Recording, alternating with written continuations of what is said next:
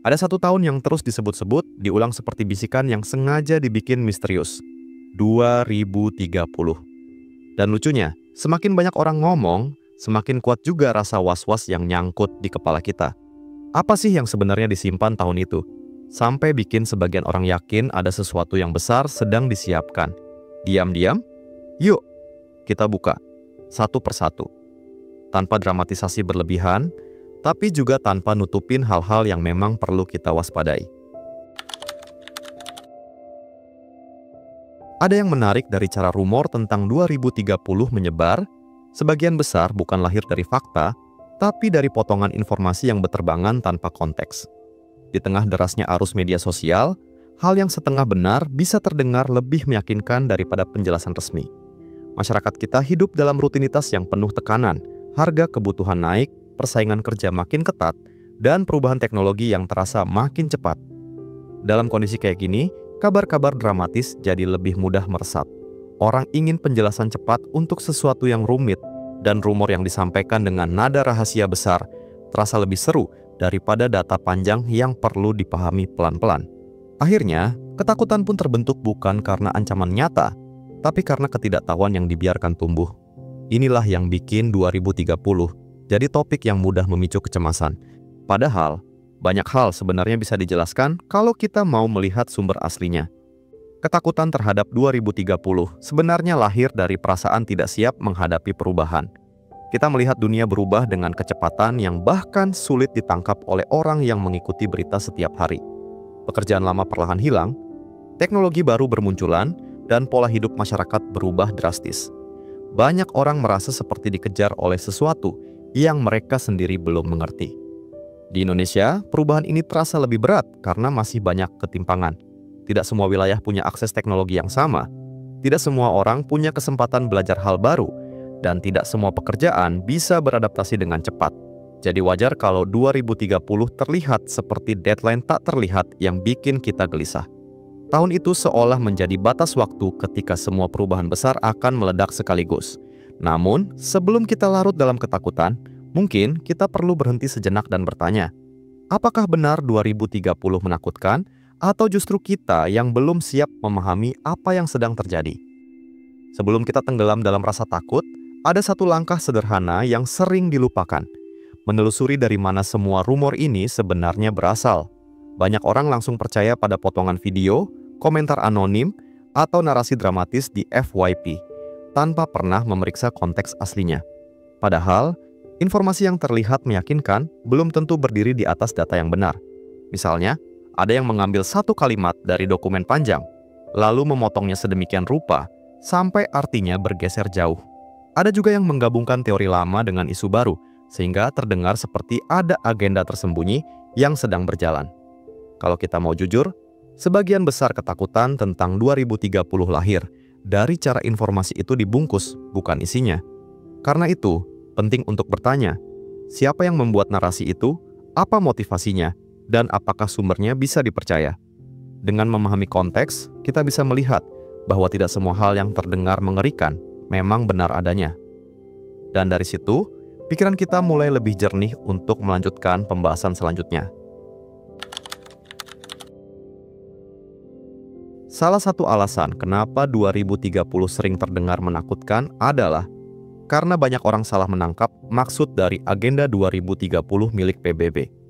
Nama programnya saja sudah terdengar besar dan serius, sehingga gampang memicu dugaan macam-macam. Ada yang mengira Agenda 2030 adalah rencana rahasia untuk mengendalikan dunia, mengurangi penduduk, atau mengatur ulang ekonomi global. Padahal kalau dibaca langsung, isinya hanya tentang target pembangunan, mengurangi kemiskinan, memperluas akses pendidikan, memperbaiki kesehatan, sampai menjaga lingkungan. Masalahnya, di media sosial, dokumen ribuan halaman itu tidak pernah muncul lengkap, yang muncul justru editan, potongan paragraf, atau interpretasi orang yang hanya membaca satu halaman dari puluhan bab. Ketika disampaikan dengan nada menyeramkan, publik jadi merasa seolah ada sesuatu yang disembunyikan. Padahal, semua informasinya terbuka dan bisa diakses siapa saja. Situasi ini menunjukkan betapa mudahnya kesalahpahaman berkembang ketika informasi yang kompleks diringkas secara berlebihan, lalu dibumbui drama. Rumor tentang Agenda 2030 berkembang makin liar karena banyak orang hanya menerima info dari potongan-potongan konten yang tersebar tanpa kendali. Seseorang bisa membuat video pendek mengutip satu kalimat, lalu menafsirkannya seolah itu bukti ada rencana gelap. Padahal tanpa konteks, kalimat apapun bisa terdengar menakutkan. Istilah seperti transformasi sosial atau perubahan struktural sering dibaca sebagai tanda bahwa masyarakat akan dikendalikan. Padahal, di dunia kebijakan publik, itu hanya istilah teknis untuk menyebut pembaruan sistem yang lebih efisien. Di sisi lain, konten sensasional memang lebih mudah viral dibanding penjelasan panjang yang membosankan. Itulah kenapa cerita-cerita dramatis soal 2030 lebih sering tampil di beranda kita. Bukan karena lebih benar, tetapi karena lebih menghibur bagi algoritma. Akhirnya, informasi yang sebenarnya netral berubah, terlihat berbahaya, hanya karena cara penyampaiannya dibuat emosional. Inilah kenapa penting buat kita menjaga jarak sejenak dan tidak menelan mentah-mentah apapun yang kita lihat. Masalah terbesar bukan hanya pada konten yang salah, tapi pada kecenderungan kita mempercayai interpretasi orang lain tanpa memeriksa sendiri. Banyak dari mereka yang menyebarkan teori atau analisis seolah-olah berbasis data, padahal belum tentu pernah membaca dokumen aslinya. Akibatnya, orang-orang yang menonton konten tersebut merasa sedang mendapat bocoran penting, padahal sebenarnya sedang menerima opini pribadi yang dibalut seperti fakta. Fenomena ini membuat rumor soal 2030 tumbuh seperti bola salju. Setiap orang menambah cerita versinya, lalu cerita itu berputar lagi dan lagi sampai tidak ada yang tahu mana yang benar dan mana yang sekadar asumsi. Disinilah masalahnya. Yang viral bukan pengetahuan, melainkan persepsi. Dan persepsi yang salah sering jauh lebih kuat daripada fakta yang benar. Karena itu, sebelum kita ikut cemas, kita perlu memastikan, apakah yang membuat kita takut adalah kenyataannya, atau hanya narasi yang sengaja dibentuk oleh orang yang juga tidak paham seluruh gambaran? Ketakutan tentang 2030 juga tidak bisa dilepaskan dari perkembangan teknologi yang melaju tanpa menunggu siapapun. Dalam beberapa tahun terakhir, kita melihat kecerdasan buatan, robotik, dan otomatisasi tumbuh begitu cepat hingga banyak orang merasa manusia perlahan tersisih. Kekhawatiran itu masuk akal, karena perubahan ini tidak sekadar terjadi di luar negeri. Di Indonesia pun kita mulai merasakannya. Dari kasir otomatis di minimarket, layanan bank yang serba digital, sampai pabrik yang mengurangi tenaga manual karena mesin dianggap lebih efisien. Kondisi ini membuat sebagian orang membayangkan bahwa 2030 akan menjadi tahun ketika manusia benar-benar kehilangan kendali terhadap dunia kerja, seolah teknologi akan mengambil alih semuanya. Namun, kalau kita lihat lebih dalam, teknologi berkembang bukan untuk menggantikan manusia, melainkan untuk menjawab kebutuhan baru yang muncul dari gaya hidup modern. Masalahnya, perubahan ini terjadi begitu cepat, membuat banyak orang merasa tidak punya cukup waktu untuk beradaptasi. Disinilah muncul rasa takut. Bukan takut pada teknologinya, tapi takut tertinggal oleh perubahan. Di Indonesia sendiri, dampak teknologi terasa sangat kuat dalam kehidupan sehari-hari. Pekerjaan yang dulu dianggap stabil, tiba-tiba berubah pola karena pergeseran ke dunia digital. Pedagang harus belajar jualan online, pekerja administrasi berhadapan dengan sistem otomatis, bahkan profesi kreatif pun kini bersaing dengan AI yang mampu membuat desain, tulisan, atau musik dalam hitungan detik. Bagi sebagian orang, perubahan ini terasa seperti tekanan yang tidak pernah berhenti. Namun, perubahan ini juga membuka peluang besar. Banyak profesi baru muncul. Analis data, kreator digital, spesialis keamanan siber, dan setumpuk pekerjaan yang bahkan tidak pernah kita bayangkan 10 tahun lalu. Masalahnya, peluang ini hanya terlihat jelas bagi mereka yang siap belajar. Sementara, bagi yang tidak mengikuti perkembangan, karena keterbatasan waktu, akses, atau kemampuan, teknologi justru tampak seperti ancaman. Jadi ketika orang membahas 2030, banyak yang sebenarnya sedang berbicara tentang ketakutan pribadi mereka terhadap perubahan yang sudah terasa sejak sekarang. Meski teknologi terus berkembang, penting untuk melihat bahwa mesin tidak benar-benar datang untuk menghapus peran manusia. Dalam banyak kasus, teknologi justru menjadi alat yang membantu manusia bekerja lebih cepat dan akurat. Namun, persepsi ini sering tenggelam oleh narasi bahwa robot akan mengambil alih dunia. Mengapa demikian? Karena perubahan ini memaksa kita keluar dari zona nyaman, dan hal itulah yang paling membuat gelisah. Di satu sisi, masa depan kerja memang akan berubah drastis. Banyak pekerjaan rutin akan tergantikan. Tapi di sisi lain, pekerjaan yang membutuhkan kreativitas, empati, pemikiran kritis, dan kemampuan memecahkan masalah justru semakin dibutuhkan. Teknologi menciptakan ruang baru bagi manusia untuk fokus pada hal-hal yang tidak bisa dilakukan mesin. Jadi, ketika orang membayangkan 2030 sebagai titik kehancuran dunia kerja, mungkin kita perlu membalik perspektif itu. 2030 justru bisa menjadi momen ketika manusia mulai melakukan pekerjaan yang lebih bermakna, asal kita mulai mempersiapkan kemampuan kita dari sekarang. Ketakutan terhadap 2030 tidak hanya soal teknologi, tapi juga perubahan sosial yang semakin sulit diabaikan. Ketimpangan ekonomi terasa semakin nyata di sekitar kita. Ada orang yang hidupnya berubah cepat karena akses pada pendidikan dan teknologi, sementara sebagian lainnya merasa berjalan di tempat. Di kota-kota besar, kita melihat gedung makin tinggi, pusat belanja makin megah, tapi di sisi lain, banyak keluarga masih berjuang keras hanya untuk memenuhi kebutuhan dasar. Di tengah kondisi seperti ini, rumor tentang perubahan besar 2030 mudah sekali dipercaya karena orang merasa dunia sedang bergerak ke arah yang tidak bisa mereka kontrol. Generasi muda pun ikut merasakan tekanan. Harga rumah tidak masuk akal, biaya hidup naik, dan kesempatan kerja terasa semakin sempit. Akhirnya, 2030 dibayangkan sebagai semacam titik perubahan yang tidak jelas bentuknya, tapi terasa menakutkan. Padahal seringkali, yang kita takutkan bukan masa depannya, melainkan kondisi hari ini yang belum menemukan jalan keluarnya. Kalau kita lihat lebih dekat, banyak keresahan hari ini sebenarnya bukan tentang 2030, tetapi tentang tantangan sosial yang kita hadapi saat ini. Generasi muda kesulitan membeli rumah, bukan karena ada agenda global tertentu, tapi karena harga properti naik lebih cepat dari kenaikan pendapatan. Orang-orang merasa terhimpit bukan karena dunia sedang merencanakan sesuatu yang rahasia, tetapi karena biaya hidup meningkat di berbagai sektor. Sementara itu, perubahan gaya hidup dan pola kerja membuat banyak orang merasa tidak punya pegangan. Orang tua bingung melihat anak-anak mereka mengejar pekerjaan yang tidak terlihat nyata, seperti kreator konten, ekonomi digital, atau analis data. Anak muda pun gelisah karena apa yang mereka pelajari di sekolah sering tidak relevan dengan kebutuhan industri hari ini. Semua ketegangan ini membuat rumor-rumor tentang 2030 semakin mudah dipercaya karena memberikan penjelasan cepat. Padahal, masalah inti yang kita hadapi jauh lebih sederhana, lebih dekat, dan lebih manusiawi daripada teori-teori besar yang sering beredar.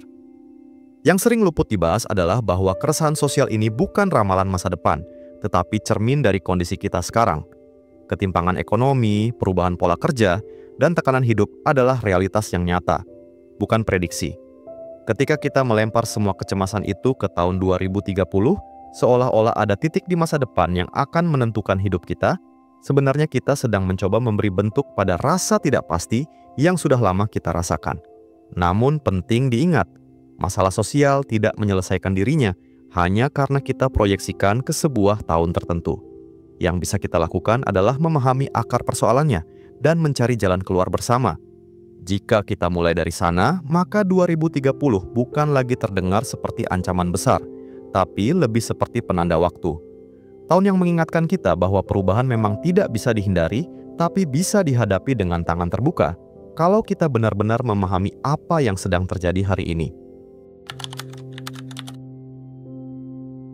Selain teknologi dan kondisi sosial, ada faktor lain yang bikin 2030 terdengar semakin misterius. Dinamika politik global. Dunia sedang berada dalam masa penuh ketegangan negara-negara besar saling berebut pengaruh. Konflik terjadi di berbagai wilayah, dan kebijakan ekonomi internasional berubah begitu cepat. Semua ini membuat masyarakat merasa dunia sedang menuju sesuatu yang besar, tapi tidak ada yang tahu apa.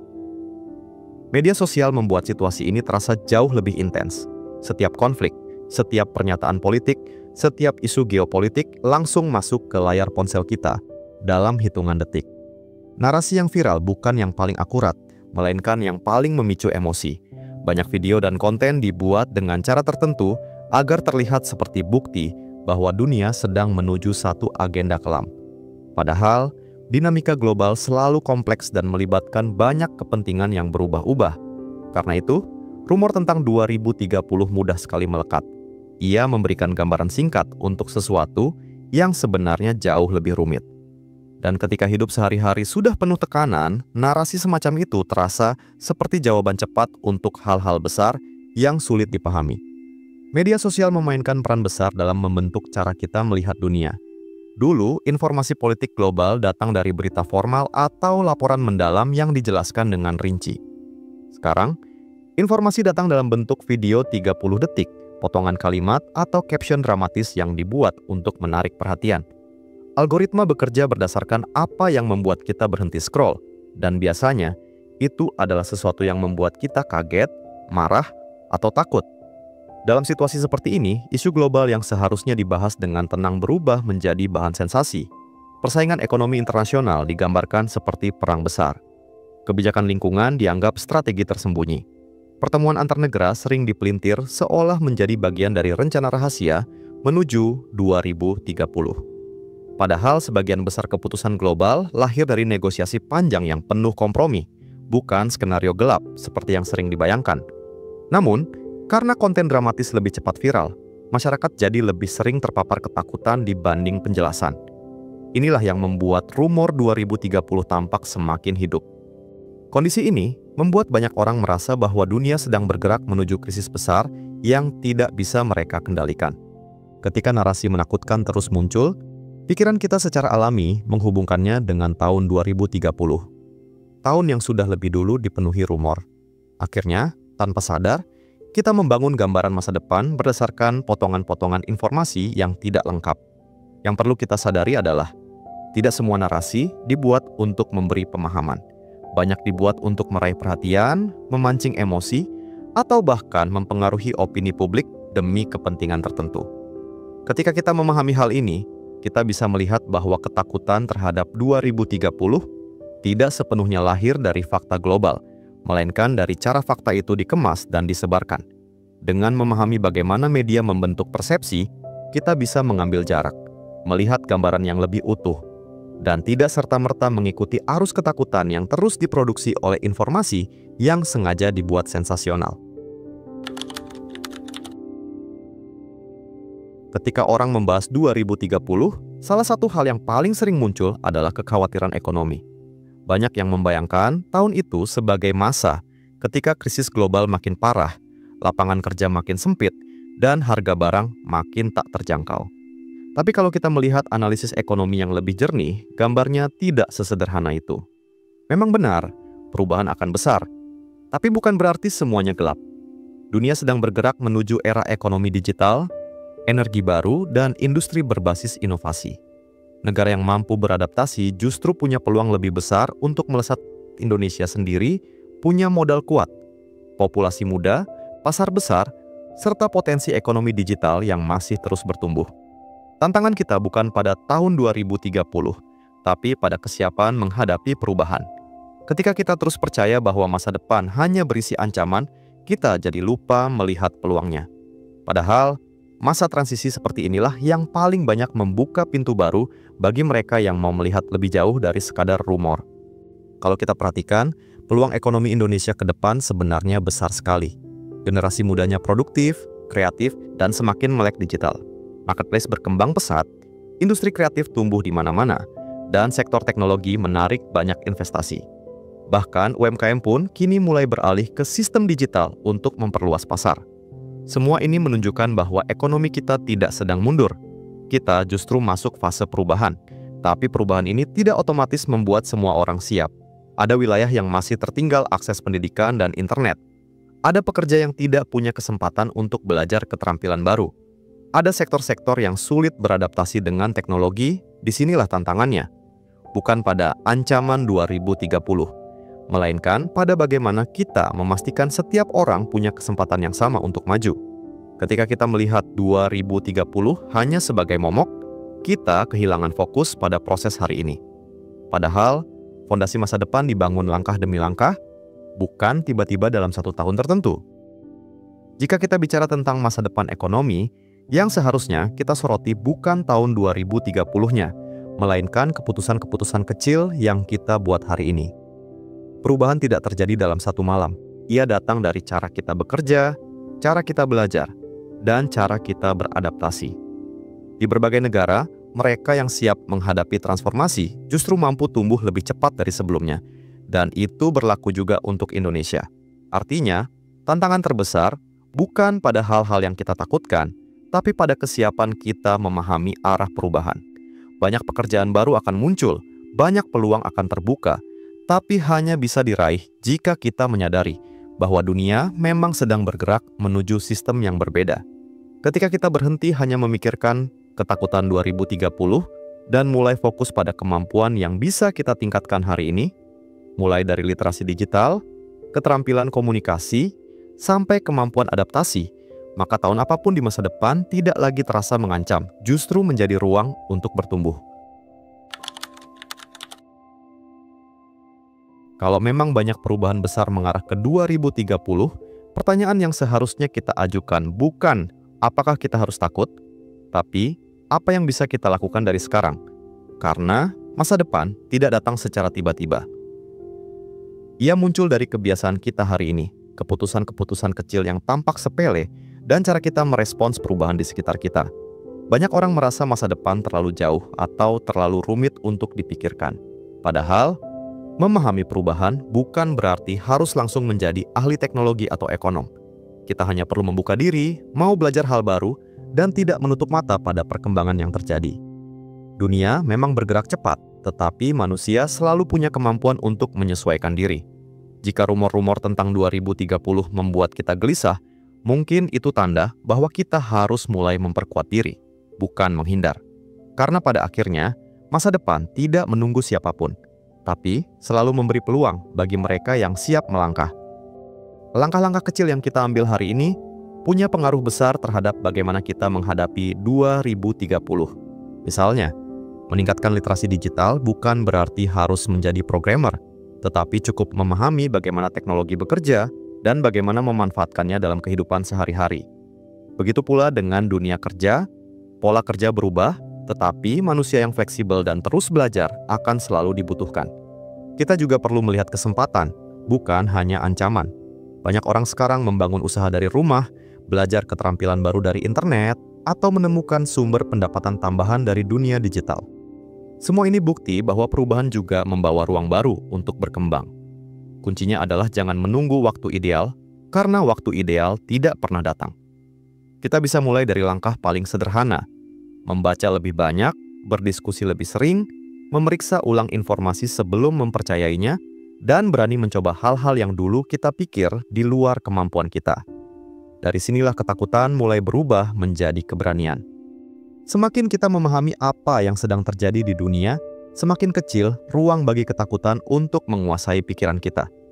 Rumor-rumor besar sering tampak menakutkan karena kita merasa tidak punya kendali, tapi ketika kita memahami konteks, mengetahui datanya, dan melihat gambaran besarnya, kita sadar bahwa banyak ketakutan itu sebenarnya hanya kesimpulan yang terbentuk dari informasi yang tidak lengkap. Dengan pemahaman yang benar, kita bisa membuat keputusan yang lebih bijak. Kita tidak perlu panik, tapi juga tidak perlu menutup mata. Kita cukup tetap waspada, tetap belajar, dan tetap membuka pikiran. Saat kita melakukan itu, masa depan, termasuk tahun 2030, tidak lagi terasa seperti ancaman, tetapi seperti fase baru yang memang harus kita masuki sebagai bagian dari perjalanan hidup. Pada akhirnya, pengetahuan adalah alat terbaik untuk melawan kecemasan. Semakin kita paham, semakin tenang kita dalam menghadapi apapun yang akan datang. Jadi, setelah semua pembahasan panjang ini, satu hal yang perlu kita ingat adalah bahwa 2030 bukanlah titik gelap yang menunggu di ujung jalan.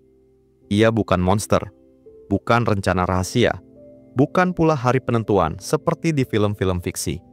2030 hanyalah angka, penanda waktu, sementara perubahan yang sebenarnya sudah kita jalani sejak hari ini.